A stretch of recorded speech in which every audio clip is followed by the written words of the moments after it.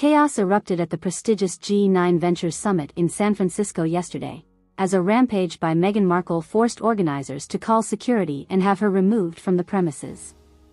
The incident occurred after the Duchess of Sussex allegedly attempted to force her way onto the main stage during a keynote speech by cosmetics founder Jaime Kern.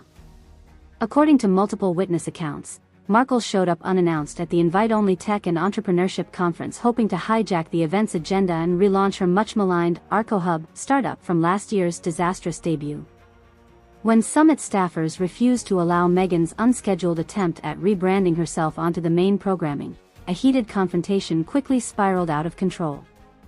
We'd gotten wind earlier in the day that Meghan's PR team was trying to wrangle some sort of surprise live-streamed segment to announce ArcoHub's big pivot and product overhaul, revealed Tanner Hoods, the summit's executive producer in charge of booking and scheduling speakers.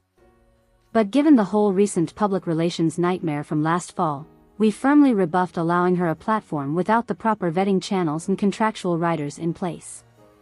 The next thing we knew, she just showed up with an entourage and started causing a total scene backstage. By most accounts, Markle arrived at the Fairmont Hotel venue hosting the annual 3-day summit with a media crew in tow, seemingly under the presumption that her celebrity status would grant automatic acceptance. But when event organizers reiterated their unwillingness to disrupt previously confirmed programming, tensions quickly flared. Several summit staffers claimed to have overheard the former royal immediately unleashing a torrent of heated expletives and recriminations amid her failed attempts at negotiating a last-minute stage appearance. "I only caught bits and pieces, but she was aggressively accosting poor Becca from our talent relations team with stuff like, 'Do you pathetic ingrates have any fucking idea who I am?' followed by extended hollering about betrayal she wouldn't easily forget, so help us God," said Kenji Osama, a production assistant stationed in the backstage area. At one point she definitely shouted, "I'll see your whole goddamn cartel fry in the fires of the Phoenix before this humiliation lets up." Though I actually have no clue what criminal syndicate she thought we were affiliated with.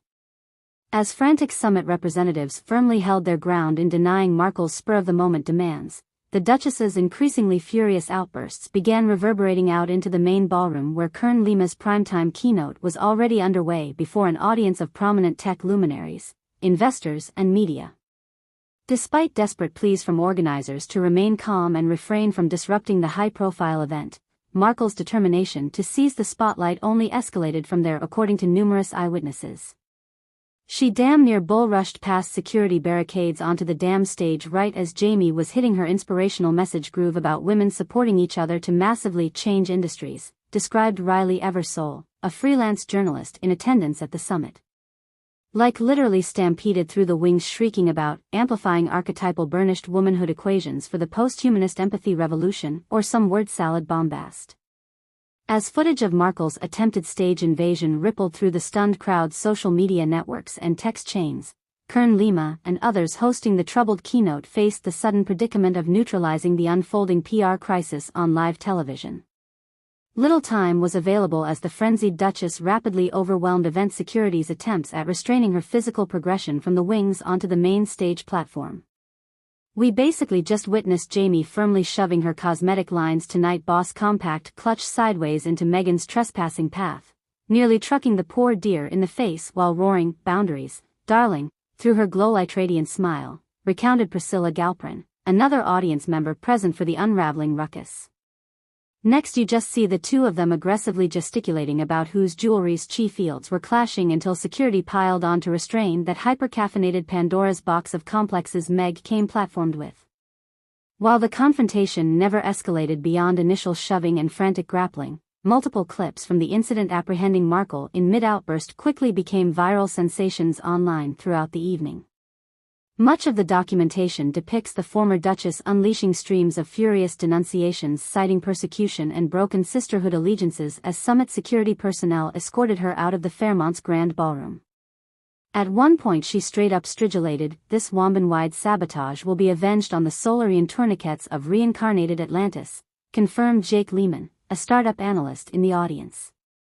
Then, after delivering some intense Creatabaskian syllabary incantations towards Jaime, Meghan just started serenading us all with approximately 12 minutes of deathbird screeches and Tuvan throat singing until they hauled her outside.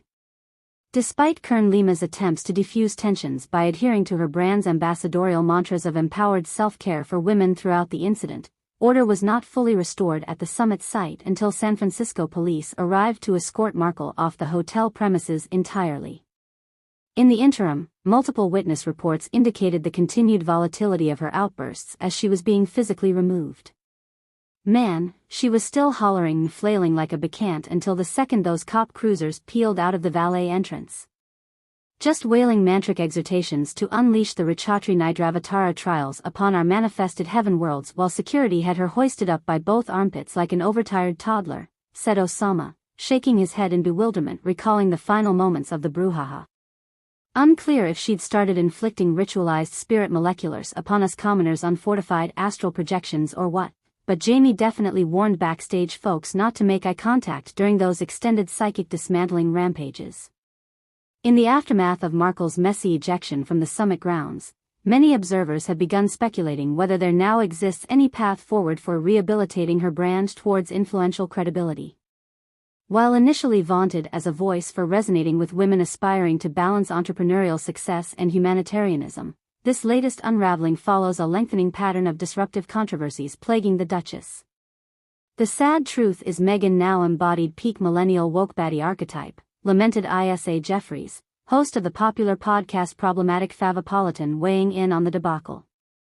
Like everything about her, felt groomed from an equally privileged and underprivileged path to represent this Zoomer millennialism persecuted feminine sage for affirmative auntying movements, the rise of girl boss cryptogrifting, and hyper-commercialized gender theoretics. But you eventually reach that point of such self-parodying overcompensation that even shamanic howl activists become full #bipilosophy liabilities. Tragic, but fashion avalor. While only time will tell whether she can bounce back from this latest setback, almost all long time observe